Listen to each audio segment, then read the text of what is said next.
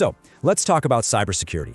Does it ever feel like this, I don't know, this big, scary, unpredictable cloud just hanging over your business, right? You know the threat is real, but actually trying to pin it down, to really get it, can feel, well, impossible. Today, we're going to change that. We are diving into a whole new way of thinking that can take cyber risk from just this vague fear and turn it into a real, measurable business metric. I mean, think about the last risk report you saw. It was probably filled with words like high, medium, or low risk. But what are you supposed to do with that? When a security leader tells the board a threat is high risk, what does that actually mean for the bottom line? Are we talking $1 million problem, $100 million problem? That ambiguity, that's where really bad decisions get made. Okay, so let's get right into this. For way too long, the whole industry has been kind of stuck in this qualitative guessing game.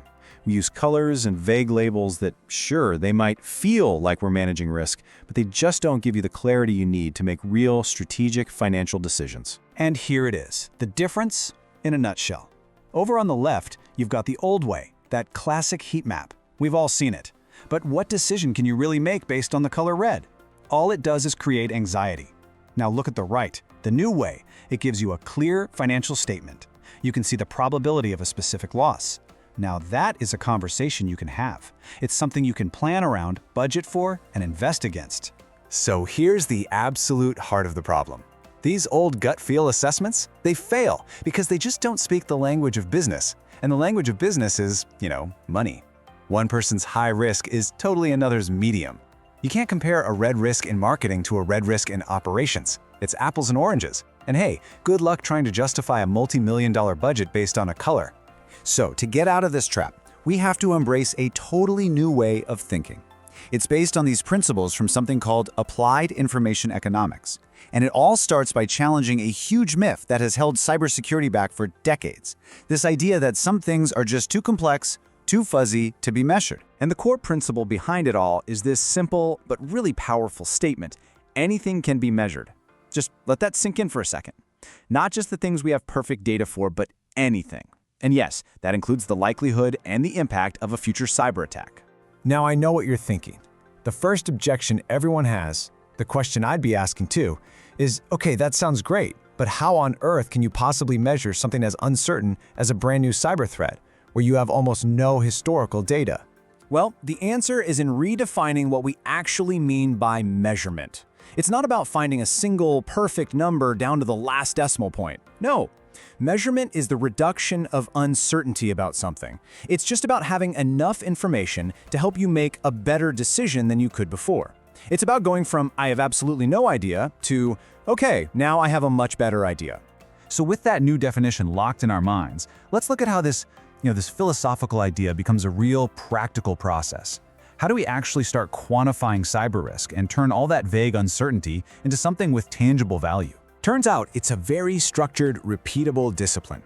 First, you define specific risk scenarios. So not just getting hacked, but something like a ransomware attack on System X. Then you use a range to estimate the potential financial losses. Next, you assign probabilities to those outcomes. And finally, you use computer simulations to run thousands, even millions of possible scenarios, which shows you the full range of potential financial outcomes. And the output of that whole process is that clear, powerful statement we saw earlier. You're no longer talking about a vague high risk. You are now discussing the percentage probability of losing a certain amount of money within a specific time frame. That, right there, is actionable intelligence. Okay, what's really cool about this is it shows you the why this all matters. That big wide bar on the left, that's your starting point, a huge range of possible losses. It's basically a wild guess. The act of measurement itself narrows that range down a lot. You see, you still have a range. It's not a perfect number, but now it's focused. You've slashed your uncertainty, and that lets you make much, much smarter decisions about where to place your bets. And this all leads us to what is maybe the single biggest benefit of doing this. It finally bridges that massive gap between the security team in the server room and the executive team in the boardroom. How? By translating all that technical jargon into what really matters: financial impact. For decades, business leaders have been asking their security teams this totally impossible question: are we secure? It's a question born out of fear and, honestly, just not having a better way to ask. And the only truthful answer is, No, of course not. Never 100%, which is completely unhelpful to everyone. But this quantitative approach lets you ask a much better, much more intelligent question. Something like this: what's the probability we lose $50 million from ransomware next year? This just reframes the entire conversation. It moves you away from this impossible ideal of perfect security and toward the practical, strategic management of financial risk. And you know what? When your security leader can actually answer questions like that, their role in the company fundamentally changes. They stop being just a technical manager who talks about vulnerabilities and patches. They become a true strategic business partner who's advising the board on risk tolerance and return on security investment.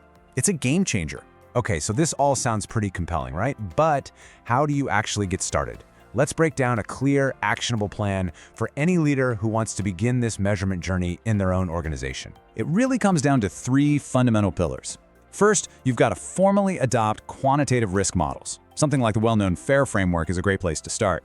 Second, you have to change how you budget. You start prioritizing security investments based on which ones give you the biggest bang for your buck in reducing expected financial loss.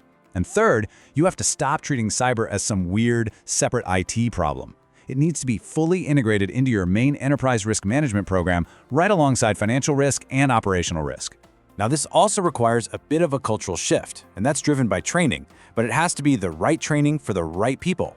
For instance, all employees just need to be aware of the financial consequences of their actions. Your security teams, they need deep, hands-on workshops and probabilistic modeling. And maybe most critically, your leadership team needs to be trained to stop asking, "Are we secure?" and start asking the right financial questions. Because at the end of the day, it all boils down to this one question. This entire model gives you a framework to answer with actual data, where the very next dollar of your security budget will do the most good. It's all about optimizing every single dollar for maximum risk reduction. So, I'll leave you with this final question. I want you to take a hard look at how your own organization handles its cybersecurity spending. Is it a true investment, calculated to deliver a measurable reduction in financial risk? Or, if you're being totally honest, is it still just a guess?